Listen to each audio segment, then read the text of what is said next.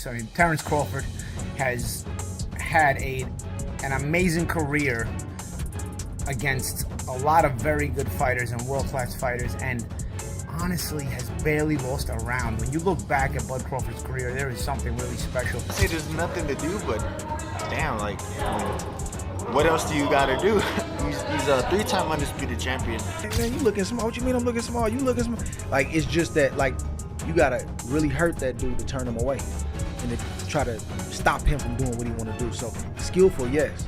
But this and this. Fighters are scared of Terence Crawford because of a number of insane reasons. Standing across from him in Roy Jones Jr. even mentioned that Canelo looked nervous standing across from him in their face-off. Roy Jones Jr. What makes Crawford frightening is not just his skill, but the way he stays calm while reading every move. Leaving opponents He feeling like rarely they have gets no hit way to clean win. and punishes mistakes with perfect timing, leaving opponents feeling like they have no way to win. And that stare down that we talked about when I told you either he's not ready for this or he trying to little boy Bud. He wasn't trying to little boy Bud. He really was afraid. Well, not afraid, but he was worried about Bud. And Bud knew that. And Bud being the older guy, Bud kind of looked him in his eye and made him turn away first. That was a victory for Bud. That was Bud's first victory. Anytime that happens, if something else don't come around or something else don't happen to undo that, you got a problem.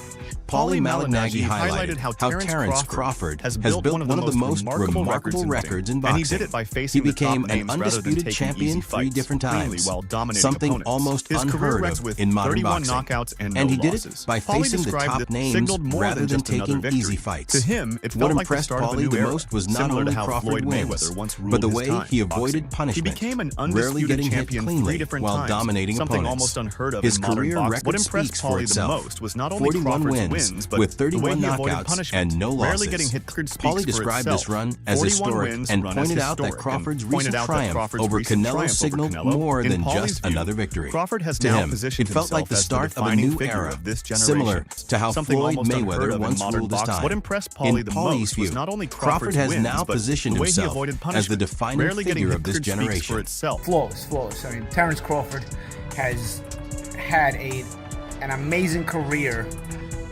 against a lot of very good fighters and world-class fighters, and honestly has barely lost a round. When you look back at Bud Crawford's career, there is something really special. It's one of those things now, because now I've now seen back-to-back generations of Floyd Mayweather and Bud Crawford, and man, you know, it's one of those things where now I understand why the people that lived in the Ray Leonard era say, you know, wish we could see Ray Leonard against Mayweather and how that would be. Because it just leaves such an empty feeling when you have such special fighters that were in different generations, and you saw both of them. You know, I saw the entirety of the Mayweather generation. I saw the entirety of the Bud Crawford generation. Just incredible. Really, really incredible. And I know Mayweather gets a lot of hate, but for me, he's a tremendous fighter. And Terence Bud Crawford is in that realm as well. And it's a fight we'll never get to see. So what are we going to do, you know? It'll be up to the fantasy fights, you know? But let's get into it, man. I want to get into the undercard as well and some of my thoughts on the Netflix show. But let's get into the main event first. Crawford really boxed very, very well, very, very intelligently. The question mark was what happens when Crawford gets hit cleanly. I'm not sure he got hit cleanly at the whole fight. You know, he got hit with some partial shots. Some shots landed cleanly, but by the time Canelo started landing anything cleanly, I think he was hesitant because he was getting countered so much that he was taking some of the steam off the shots in order to hope to be more accurate. Because even late in the fight, there were a couple of shots that Canelo landed, but they barely moved. Brian expressed how extraordinary it was to watch Terence Crawford against Canelo, pointing out that he had rarely seen such a balance between defense and offense in modern boxing. In most fights, a boxer excels in one area while leaving the other vulnerable. But Crawford showcased both with remarkable sharpness. Against Canelo, he proved that he could not only neutralize attacks with his tight guard and slick movement, but also switch into offense instantly to punish every opening. Brian noted that this kind of complete package is what makes Crawford different from many other champions, because he can shut down an opponent's weapons while building his own momentum. For him, it was incredible to witness a fighter not just avoid damage, but also dominate an elite opponent with composure and skill. See, I think that for me, I watch defense as much as I watch offense. So, like, I thought, like, watching Bud catch those shots off his glove. He looked amazing. So amazing. Yeah, he looked good. Yeah. He'd go to a body and he'd catch that and come up with an uppercut. You know, just all those things that seem. He looked great. Yeah, I've never seen anybody do that to ever. No one has. Yeah, he's the best. Canelo. Ever. Yeah, he's the best. And I think he would do that to Canelo on his best day. And Canelo said it. He goes, I couldn't figure him out. No. Which is why he probably won't fight him again. They'll fight again. You think so? The payday, yeah. But so you're gonna get Canelo because the money's in Canelo Crawford. The rematch. Yeah. I don't want to see it, but I want Crawford to get paid, so might as well do it. Andre Ward gave high praise to Crawford, calling him the most skillful fighter among his peers. He will go to any Ward, extent to make it who happen. himself was a master technician in his era, highlighted Crawford's mentality, saying that if Terence sets his mind on achieving something, he will go to any extent to make it happen. According to Ward, the only way to stop a fighter like Crawford is to truly hurt him in the ring, because tactical tricks alone will never be enough. Crawford's adaptability, switching stances, and ability to think under pressure put him in a rare category of fighters who can impose their will no matter what. Ward's view reinforced the idea that Crawford's success is not accidental. It is the product of determination, grit, and relentless commitment to overcoming challenges. Highlighted Crawford that, like, I can bet the house on, but Who's the most skilled fighter today? Bud is definitely one of them, for sure. Me and him, we so much alike in our mentality. Like, soon as I see this dude, he come in the room or I come in the room, we start arguing about basketball, wrestling, anything, bro. Like, man, you can't, man, you looking small. What you mean I'm looking small? You looking small. Like, it's just that, like, you gotta really hurt that dude to turn him away and to try to stop him from doing what he want to do. So, skillful, yes. But this and this, it's different.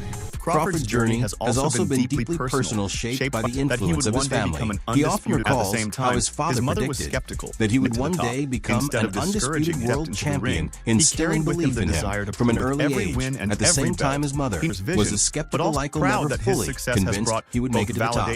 Instead of discouraging him, that doubt became his fuel. Each time Crawford stepped into the ring, he carried with him the desire to prove her wrong. Over time, with every win and every belt, he not only fulfilled his father's vision, but also won his mother's pride. Today, he reflects on that journey with satisfaction, proud that his success has brought both validation and respect from his family. I tell my mom I was going to be a world champion. I told him we would be. How'd that make you feel? It filled me with rage. And every time I stepped foot in the ring or anything that I ever did, I just wanted to win so bad so I can prove a point to it. I paid the kids, I said, if y'all gonna whoop Bud, I give y'all $10 a piece. Come on, whoop. You went out on the street. Yeah. What's now Bud Crawford Street. Yeah. And offered $10 to anyone who can kick my son's butt. Yep. A lot of takers. Yeah, the kids in the neighborhood. Couldn't nobody whoop them. What did he tell you then? He told you, Mom, I told you I'm the best.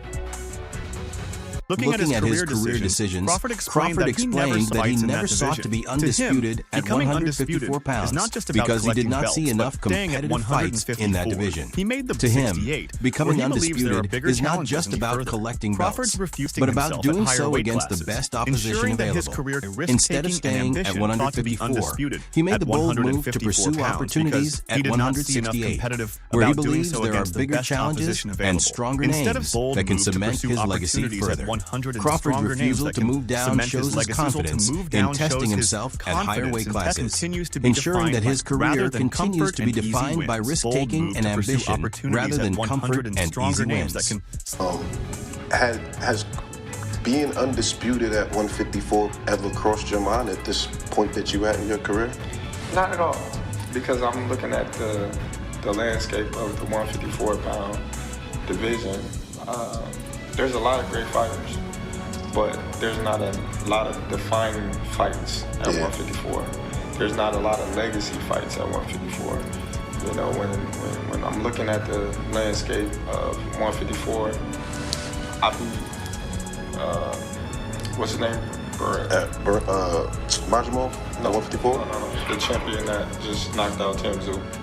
Bachram. Yeah. Okay, so Bachram, they're gonna say, who is Bachram?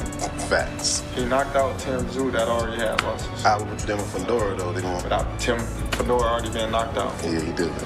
So, along my career, I've been criticized and people have taken credit away from me just to try to diminish my accomplishments, just off of pure hate.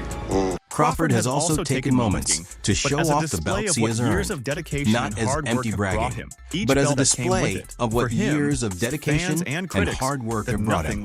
Each belt represents not just a victory, but the struggles and sacrifices that came with it. For him, standing with those titles is a way of reminding both fans and critics that nothing was handed to him.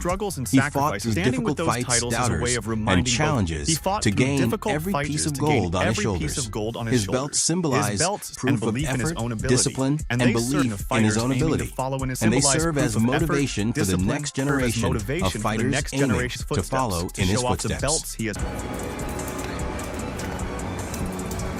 I'm just reflecting on all my accomplishments at my mama house. That's where all my belts at.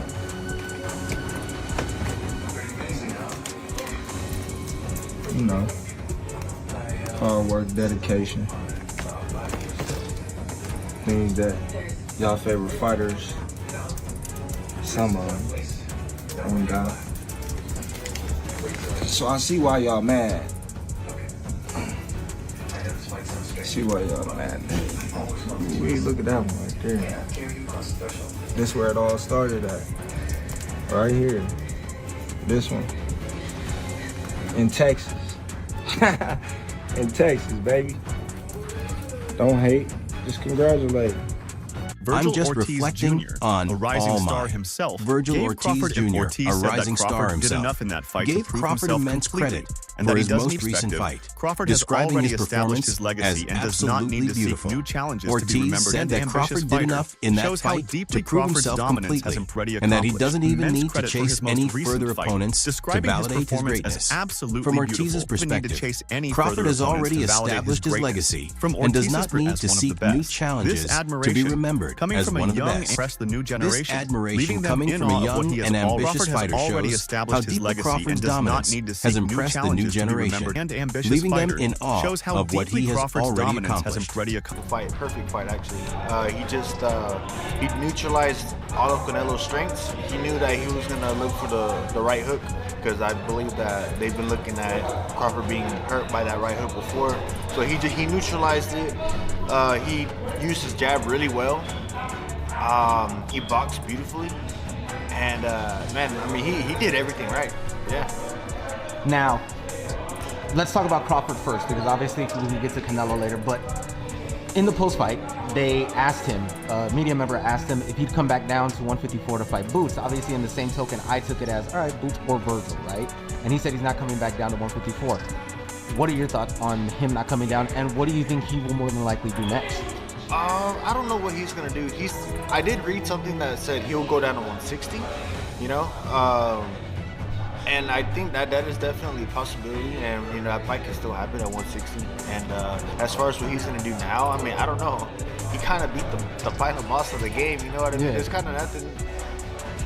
I don't want to say there's nothing to do, but damn, like, I mean, what else do you gotta do? he's a 3-time undisputed champion. He made some good money.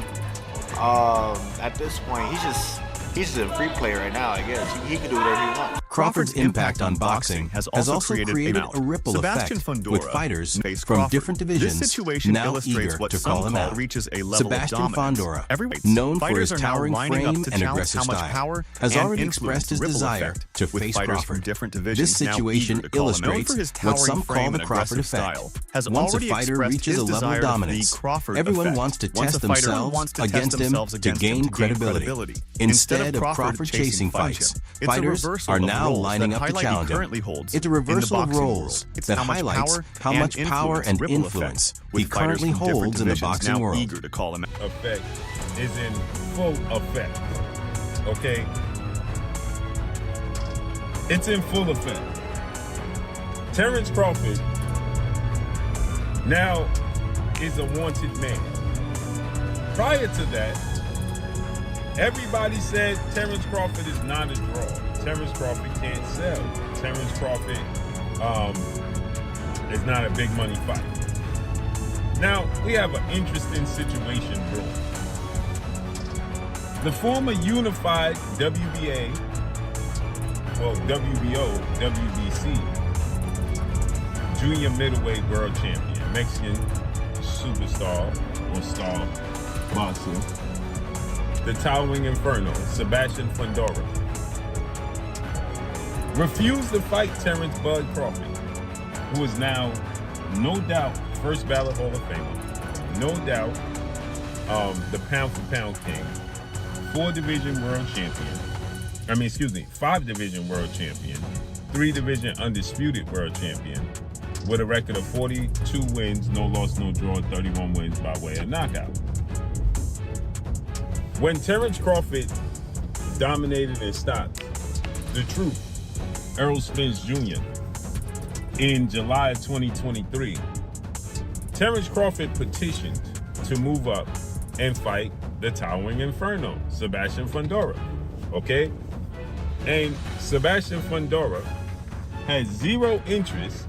O'Shaquie Foster admitted that he was surprised by how Crawford silenced so many doubts surrounding his career. However, his For recent years, victories, critics claimed that Crawford hadn't faced enough top-tier opponents, or that he might struggle against elite competition. However, his recent victories, especially over Canelo, proved that he could dominate even the most established champions. Foster acknowledged that Crawford not only erased those doubts, but also set a new standard by proving his worth under the brightest lights. To Foster, Crawford's journey is a testament to persistence, turning skepticism into undeniable respect.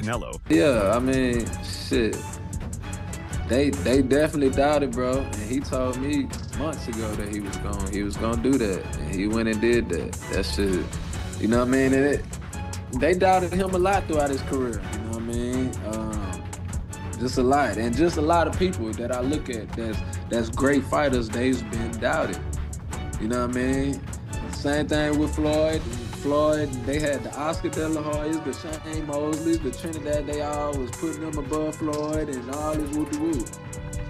You know what I mean? And so I just feel like getting doubted is a great thing. It gives me, you know what I mean, that push. So, yeah. You think it would look that, I ain't gonna call it easy, but I felt like people didn't think that Crawford could do it that quickly. Did that surprise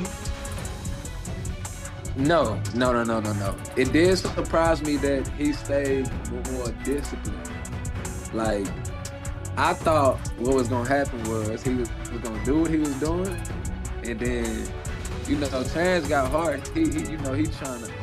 He trying to bang it out, especially if he feel played enough. He feel like you feel like you doing something, he gonna come with it stuff. So I thought that was gonna be a problem. Like if Canelo landed a punch, he would try to go in the trenches with Canelo. And that's what I would have been scared for him for. But man, that boy stayed sharp all night, man. That boy looked good, man. I can't lie. He looked good. Sure. I was definitely surprised at how smooth, how easy he beat him. Blair Cobbs and Conor Benn both shared strong reactions after Crawford's triumph over Canelo. Cobbs praised the win as a Blair defining Cobbs moment, and Conor Benn while Ben went shared as far as strong to say that reactions Crawford should after consider Crawford's retiring triumph now. over Ben's Canelo. comment wasn't meant as Cobbs praised the criticism, win but as a defining Crawford's moment, career already looks. while Ben went as To him, far today, as to and say still that be still Crawford one of should the consider greatest ever. retiring now, That Crawford's leaving the legacy has sport all, on no matter such what a beautiful happens high next, note. leaving the sport Ben's on such a comment wasn't beautiful meant high as note. criticism, Recognition of but how as recognition complete there of is how nothing complete left to Crawford's prove. career Crawford could already walk looks. as their words To reflect him, the belief there that is he's written nothing in left bold to prove. today, Crawford and could still be walk one of away the today greatest ever. and still That be Crawford's celebrated legacy has as all, one of no the matter greatest what ever. happens next, Their leaving the words sport on reflect the such a belief beautiful that high note. Crawford's The legacy recognition of how has already been complete written there in is bold, nothing left to no prove. matter what Crawford happens could next. walk celebrated at to sail out on that beautiful sunset and retire. He's done a lot for the sport, and there's really not too much else that he can possibly do in the sport of boxing outside of make a beautiful retirement and leave a legacy of fighters that aspire to be just as great as Terence Crawford, like myself. Has Canelo's legacy been damaged after that or not? Not really. I think that Canelo is still a terrific and a fantastic athlete that's spent a little bit too much time at the table of boxing, and right now is his time to make his exit. Not everyone, however, agrees with the narrative of invincibility does not around automatically Crawford. mean that Crawford Some is analysts beyond argue defeat, that beating who could Canelo, potentially as outclass monumental him as it under the was, right loot. does not Boxing automatically remains mean that unpredictable, Crawford and is even the beyond best defeat. can be tested, reached They point incredible out that the heights. boxing The sport landscape always offers is new filled with threats, other highly ensuring that beat talented around fighters Crawford. who Some could analysts potentially argue that outclass beating him Canelo under the right has circumstances. monumental. They point For out that them, the boxing Crawford's landscape victory is filled is with historic, other highly but not talented fighters and absolute. circumstances. Boxing For them, remains Crawford's unpredictable, victory is and historic, even the but best not can be absolute. tested. This perspective serves as a reminder that while debate Crawford around has his reached place in incredible history heights, will continue. the sport Who could always potentially offers new outclass threats, him under the right ensuring loot. that the Boxing debate remains around his place in unpredictable. history They will point out continue. that the boxing That's not the move. If he goes back down there, he's the best guy in that division. I think it's safe to say that. But I do think that a lot of those guys will be very interesting and potentially difficult start matchups for him. They'll be more difficult than a Canelo fight. And I know that sounds crazy to say, but just go and look at the fight with Madrimov if you don't believe me. Long story short, beating Canelo Alvarez doesn't mean that Crawford is unstoppable or unbeatable. Yes, he's one of the best fighters of this division, one of the best fighters ever with his achievements, but it doesn't mean he won't lose before the end if he fights the wrong guy. At the very least, it doesn't mean he won't have a harder fight than that Canelo fight. And to finish this video, do I think that he's better than Floyd Mayweather? Do I think now that he would beat Floyd Mayweather if they were to compete at 147? Well, I think Crawford at 147 is the best Terence Crawford in terms of his attributes, his style, and the strength and power he has at the weight. I think he's probably unbeatable at 147 in this era. It's because he's going up the weight style we're even having this conversation, to be honest with you.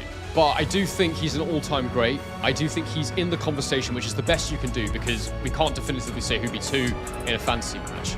That's why I really don't like them. I've been asked a few of them recently, and I just, without studying and then without actually getting a chance to see it, I just don't really like going there. But we'll do it at the end of this video anyway.